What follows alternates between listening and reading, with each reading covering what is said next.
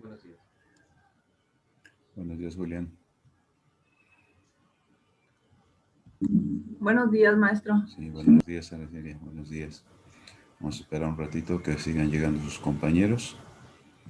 Ya estamos aquí, afortunadamente. Ya para iniciar el tema que tenemos para el día de hoy. ¿Cómo han estado? Bien, maestro, gracias. ¿Y ustedes por allá cómo están? Pues también aquí con todo este ambiente que ya ven, no tenemos para cuándo, ¿no? Que seguimos con este asunto incontrolable. Sí, aquí yo estoy en Michoacán y aquí ya está saturado, está 97% la saturación en la hospitalización. Sí, Ya es lo que... eh, restricción, bueno, ya se aprobó una ley que es Ah, obligatorio el cubrebocas aunque ande en la calle y quien no lo traiga va a haber sanciones y arresto domiciliario. Está muy complicado aquí ahorita el asunto. déjame Dios, o sea, casi ley marcial, ¿eh? Sí. Ya casi ley marcial, es una situación, sí, A las 7 de la tarde ya no hay gente en la calle porque ya no debe andar nadie. se ha desbordado pues esta situación. Bueno, pues cuidémonos nosotros y apeguémonos hasta donde nos sea posible, ¿verdad? Yo entiendo que ustedes, pues como conocedores de la salud y pues preparándose para este fin, sin duda, eh, ponen todo su empeño para tener pues, el mayor cuidado posible. Sí, así es, maestro. Creo que es lo que más nos queda por hacer y cuidar también a los nuestros, porque, ay, está esto tan terrible, terrible. Bueno, pues ya creo que estamos la mayoría. Vamos a procurar el compartir nuestra pantalla para en la parte que vamos a revisar en esta ocasión. Tenemos este tema, dado este apartado de la materia que tenemos asignada, que es de salud pública. Vamos a revisar un poquito acerca de los factores sociales. Es decir, la semana pasada estuvimos revisando algo acerca de lo que es el fenómeno, ¿verdad?, de salud-enfermedad. Y dentro de esto, pues algo hicimos mención de que el ser humano, en el ambiente en el que se encuentra, que estamos hablando de que es un ser inmerso en la sociedad y pues rodeado también por ambientes de carácter ecológico.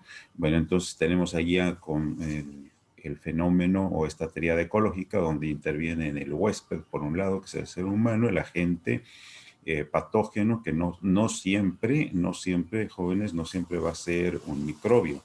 Pueden ser algunos otros elementos los que ocasionen que se desequilibre esta tríada y venga la enfermedad. Y pues también tenemos invariablemente el asunto de lo que viene siendo el ambiente, ¿no? Entonces, huésped, agente y ambiente. Y dentro del ambiente, bueno, tenemos entonces la cuestión de los factores sociales, que de alguna manera pues nos van a afectar o nos van a intervenir en el fenómeno de la salud y enfermedad. ¿Por qué tenemos que tratar la población? Tendría que ser una pregunta, ¿verdad? Aquí a propósito, pues la lámina viene así de origen y la hemos insertado tal cual. Un escenario deprimente que tenemos aquí en esta imagen, donde pues se nos pregunta, ¿no? A manera como de un garrito, ¿para qué tratar la población y devolverla luego a las condiciones de vida que la enferman? Es precisamente aquí donde entra el trabajo del profesional de la salud y de manera más específica a quienes tratan ya lo que es en sí la salud pública como tal. Entonces, ¿por qué? Hay que atenderlos y se devuelven a una condición igual y vuelve a enfermarse de lo mismo, vamos a decir. Entonces, es conveniente considerar por una parte lo que viene siendo como los factores sociales se convierten en factores determinantes de la salud. Es decir, forman parte de ese esquema que de alguna manera vienen a afectarnos. Aquí incluso estamos mencionando algo acerca de los factores o determinantes de carácter político y económico, que será una revisión de la clase siguiente. Entran también algunas cuestiones de carácter cultural, cuestiones de tipo psicológico y espiritual incluso, porque hay quienes, ¿verdad?, por sus prácticas de fe, lamentablemente, alcanzan también a ver afectada su salud. Bueno, pues tenemos entonces el asunto de los factores que llamamos determinantes sociales, que podemos calificarlo también como la determinación social. O sea, si nosotros revisamos un poquito el esquema en lo que se refiere a la salud comunitaria, nos daremos cuenta de que las enfermedades no afectan igual en todos los escenarios, ¿no? Si hablamos, por ejemplo, hacia lo que es el centro de la ciudad, vamos a encontrar cierto tipo de problemas.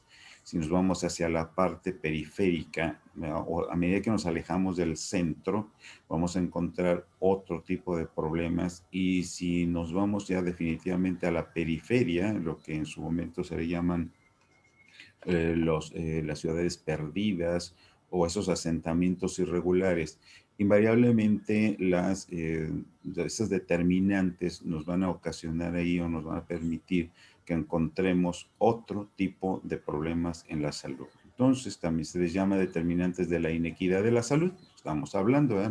No es en todo lo mismo, determinantes sociales de la salud. Bueno, aquí podríamos encontrar mucha literatura, mucho que leer.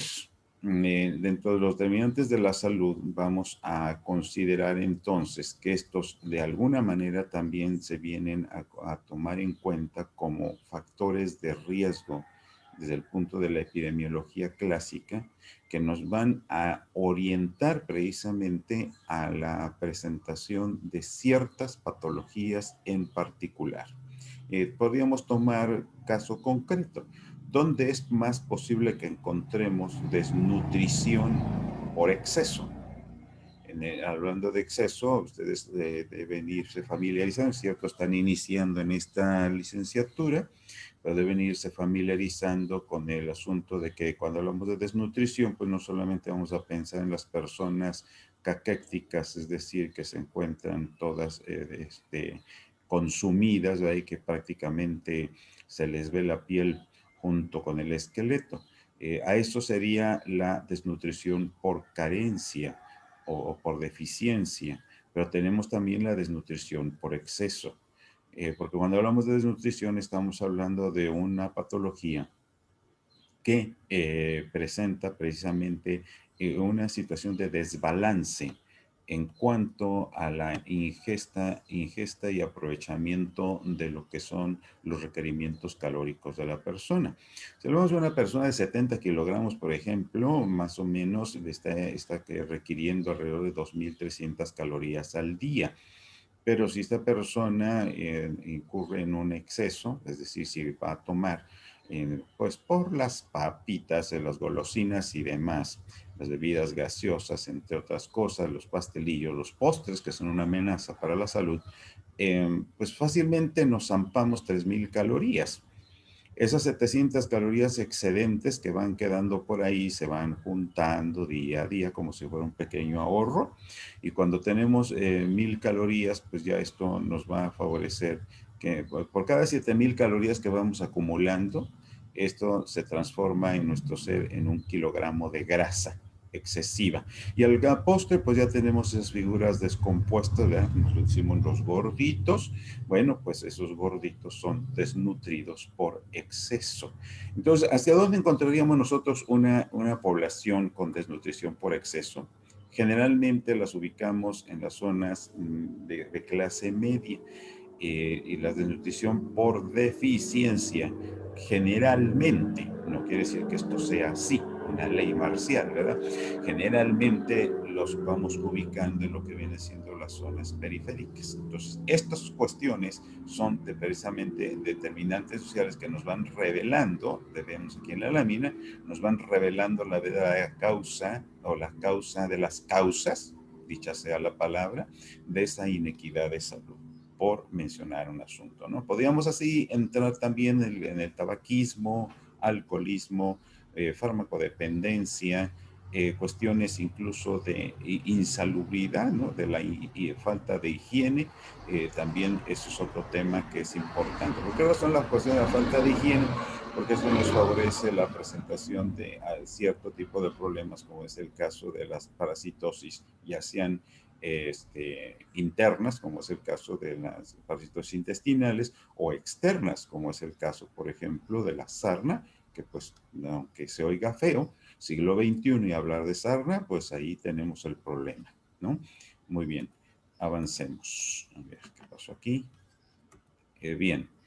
Rudolf Virchow, el señor vivió entre 1921 y 1902, se hacía una pregunta. ¿No comprobamos que las enfermedades del pueblo nos llevan siempre a los defectos de la sociedad?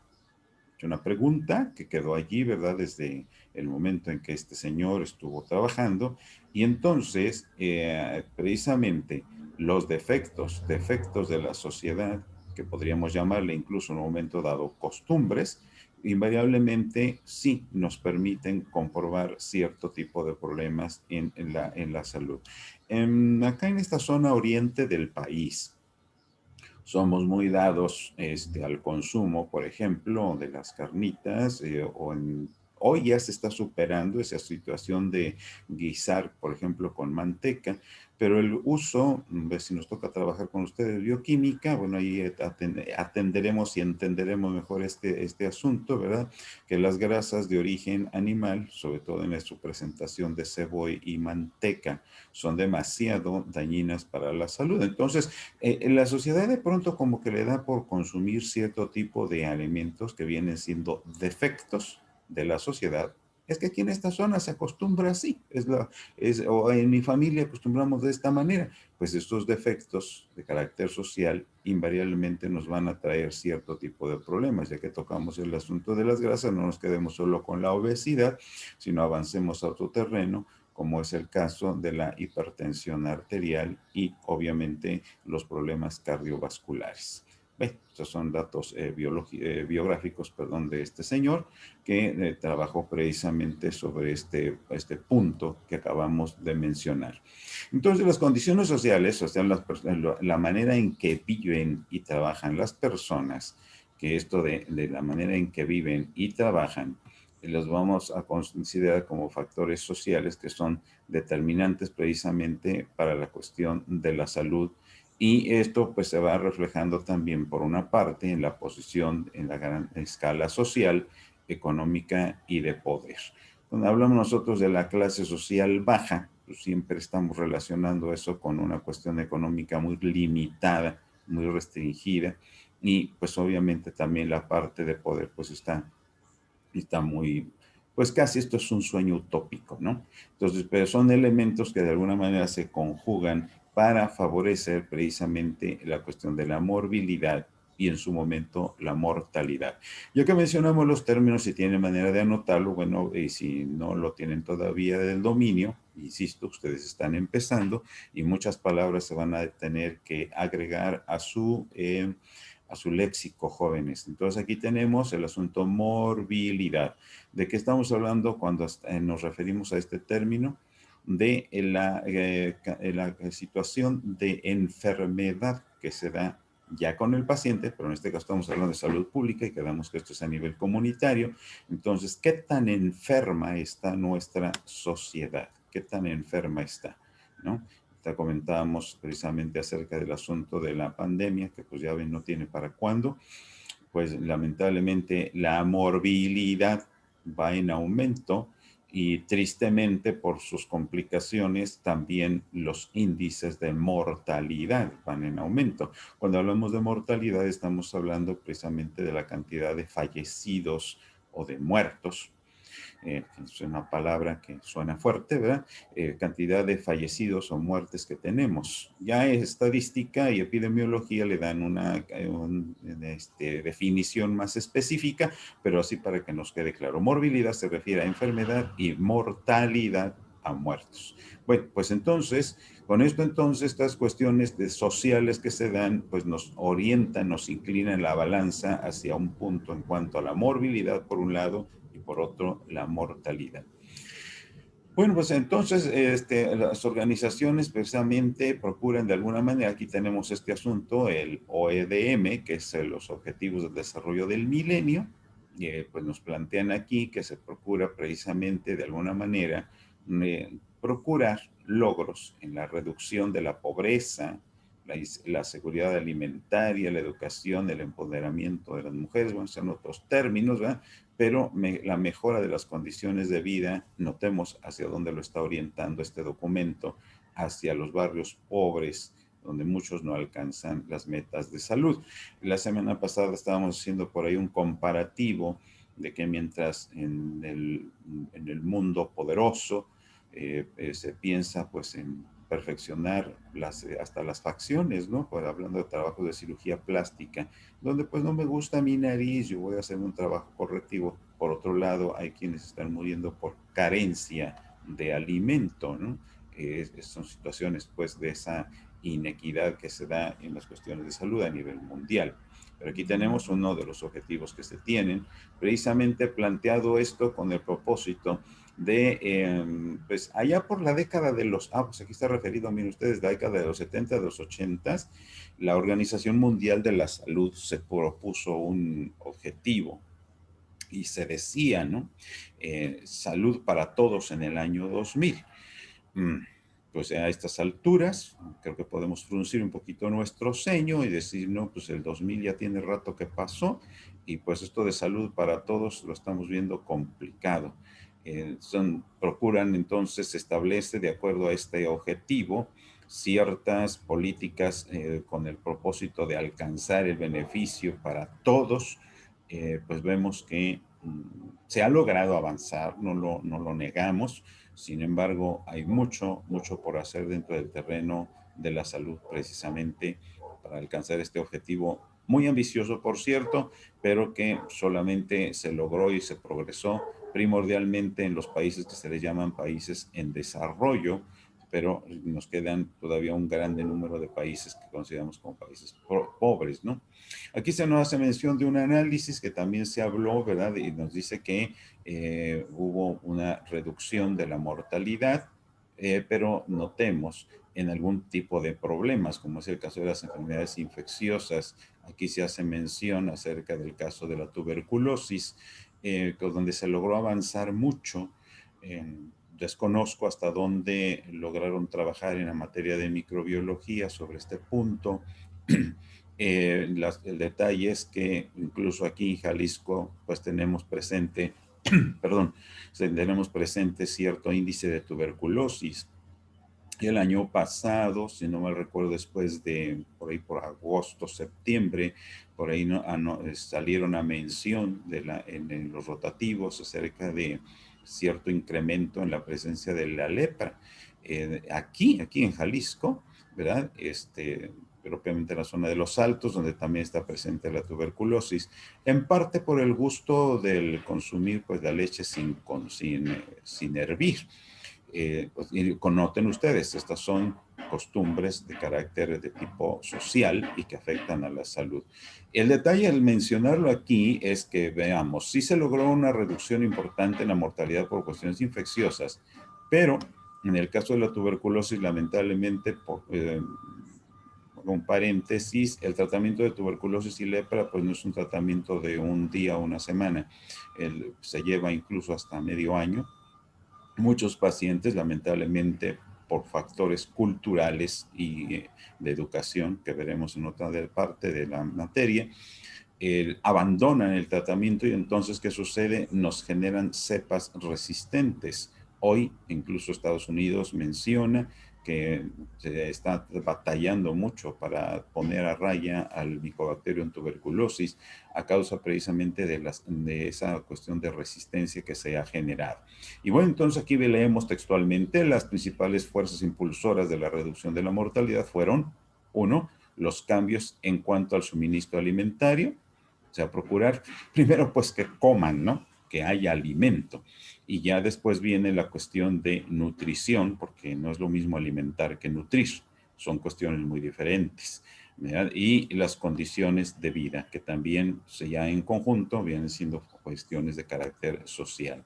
Luego la Organización Mundial de la Salud entonces procura promover también, notemos aquí, la mejora en lo que se refiere, nutrición que ya hemos mencionado, la parte de habitación también ya referida, el saneamiento a nivel del ambiente, procurar incluso el recreo, ¿verdad? Que la sociedad tenga manera del esparcimiento.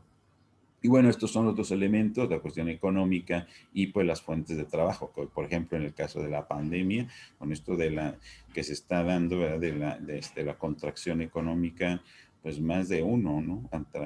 Traemos en la cabeza, bueno, ¿qué va a pasar más adelante? Entonces, esa cuestión también alcanza a afectar la parte de la salud.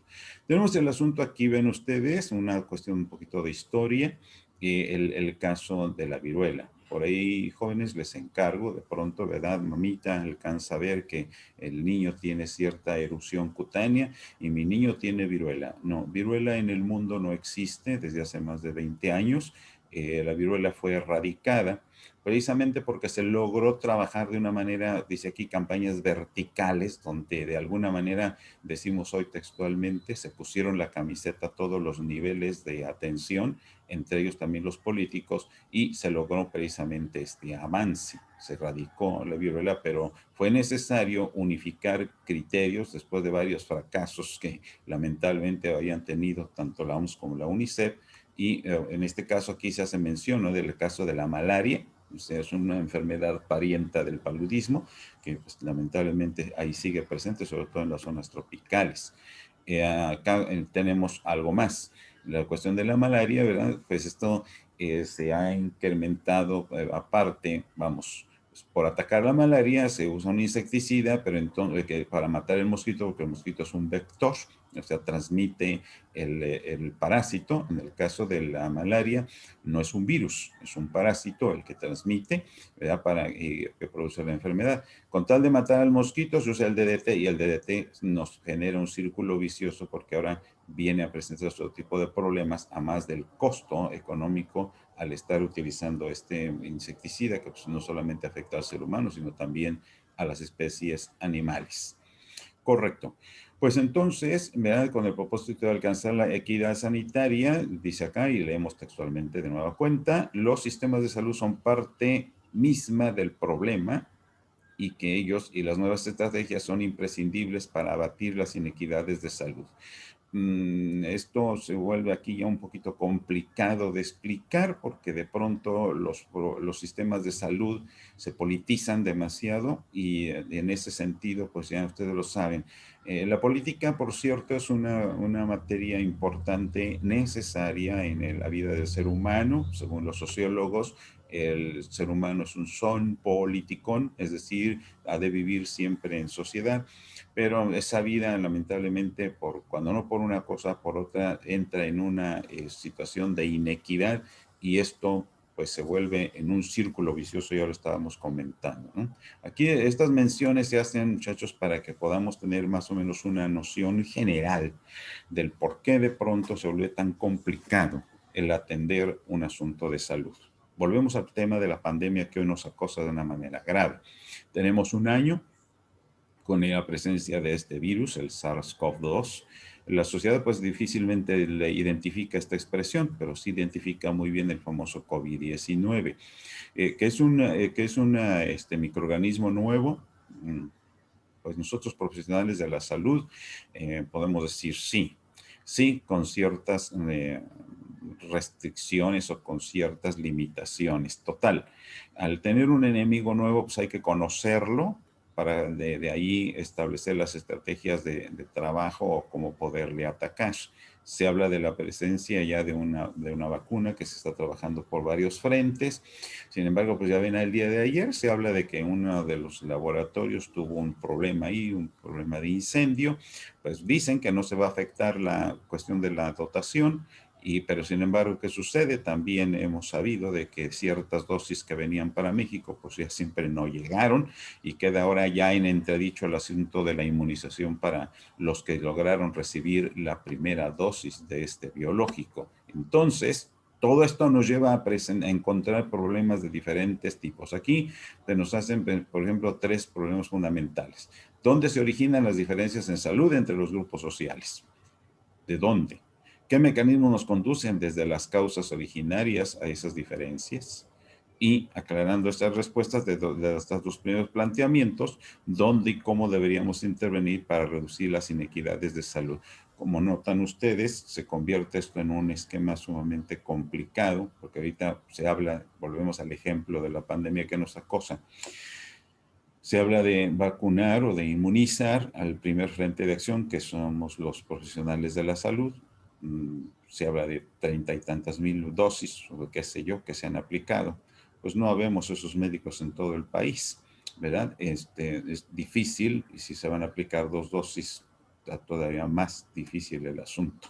Entonces es difícil a abarcar. Entonces estamos atacando al primer frente de necesidad, pero nos quedan entonces otros círculos que son los vulnerables, otros núcleos, como es el caso de la tercera edad, que es el grupo más afectado hasta la fecha, pues que no quiere decir que sean los únicos, ¿no? Sabemos de personas de mediana edad, incluso jóvenes, que han sido víctimas de esta enfermedad. Entonces todo esto nos lleva a tener que buscar la manera de integrar políticas, que ya hablaremos más adelante de ellas, políticas más articuladas, integradas, para que de alguna manera se logren cumplir con los objetivos que se tienen establecidos. Lamentablemente, bueno, insistimos, se han logrado avances en algunos temas, pero tenemos otros donde el avance pues todavía no es lo necesario. Al principio habíamos puesto una lámina donde vemos el mismo escenario nos habla, no nos habla, nos grita por sí mismo de la mala calidad de vida y de vivienda que en un momento dado tienen unas personas, donde tienen, por ejemplo, el asunto de piso de tierra, que para algunos de ustedes tal vez parezca escandaloso. Lamentablemente se da, muchachos, se da. Hay personas que con tal de librarse del azote del pago de la renta, pues no le hace. Ahí echaremos agüita o a ver cómo le hacemos para no tener polvo, pero están sobre un piso de tierra, ¿no? Entonces invariablemente es mala calidad de la vivienda. Y esto, pues obviamente afecta o nos lleva a cierta presentación de cierto tipo de enfermedades que en su momento, lamentablemente, nos llevan incluso a cuestiones de complicación, según vimos en la historia natural de la enfermedad, y a cortar la expectativa de vida, porque muchas personas, pues lamentablemente, fallecen en edad todavía productiva, no reproductiva nada más, sino incluso productiva, que es algo que pues también es un detalle, un dato importante.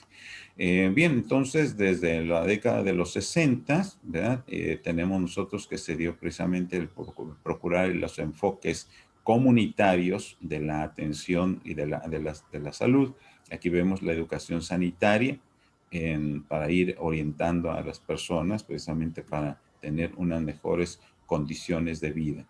Bueno, aquí tenemos algunos países donde se hace mención sobre este punto. Afortunadamente estamos mencionados, ¿verdad? Pero mencionados en en un renglón favorable, ¿no? No la situación triste que se da hoy con las cuestiones de que estamos en los últimos lugares, en otros terrenos. Bueno, aquí en este punto aparecemos, México entre los primeros, y pues acá ya aparecen algunos enfoques, ¿verdad? Algunas referencias del análisis estructural de la sociedad misma para impulsar la educación y la promoción sanitaria, dice aquí, según estableció aquí este señor Pablo Freire, de educación y promoción de la salud. Porque promoción, pues, es anunciarle a la gente, ¿no? Decirle, es bueno que hagamos esto. Bueno, sí, pero ahora enséñame cómo tengo que hacerlo. Entonces, una es la promoción y otra es la educación para la salud. con tal de empoderar y ayudar a las personas precisamente a que logren tener un mejor escenario en su estilo de vida. Estrategias innovadoras. Bueno, la UNICEF, la OMS, que siempre han procurado de alguna manera intervenir en esto, pero bueno, ya cada país tiene sus propios retos que tiene que enfrentar. Aquí tenemos lo que estábamos comentando al principio, ¿no? Y nos dice aquí, pues la salud para todos implica la eliminación de los obstáculos para la salud, tanto como en la solución de problemas netamente médicos. Es decir, eliminar la desnutrición por un lado, pero también la ignorancia, la contaminación del agua potable, la falta de higiene en la vivienda.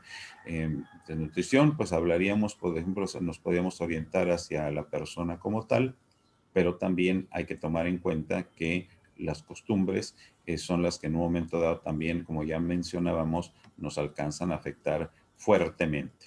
Pero en este sentido del agua potable, la contaminación del agua potable, pues es un punto también importante.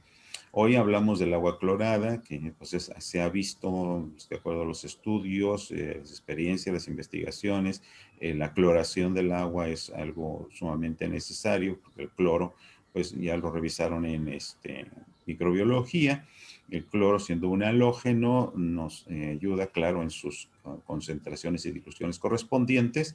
Es un elemento de garantía para la potabilización del agua. Pero, pues, ahora no solamente se trata de que, por ejemplo, la corporación o instancia que se dedica a esto, si hablamos aquí en la zona metropolitana de Guadalajara, pues tenemos la instancia llamada el CIAPA, ¿no? Hay compañeros que vienen de otros lugares, pues tendrán su junta o oficina o dirección de agua, drenaje, alcantarillado, no sé. No solamente se trata de que ellos pongan allá el dispersor del cloro ya programado, sino el estado de la red de distribución. Sabemos que lamentablemente algunas redes de distribución están en mal estado.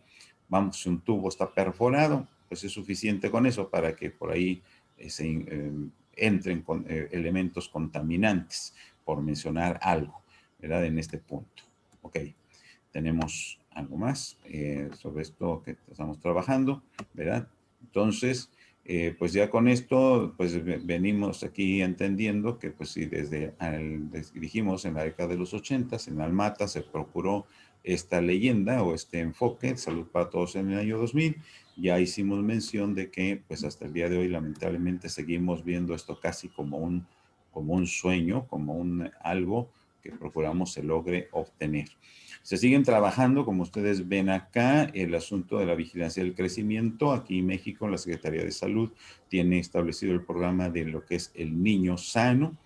Con ustedes no tenemos el gusto de conocernos, por lo mismo, no sé si algunos de ustedes ya sean padres de familia, pero pues de alguna manera han visto a sus hermanos pequeños y que en algún momento, ¿verdad? Después del nacimiento, el pediatra cita a la mamá, la nueva mamá, traiga señora a su niño para vacunarle y también para ver cómo va con su peso y su talla.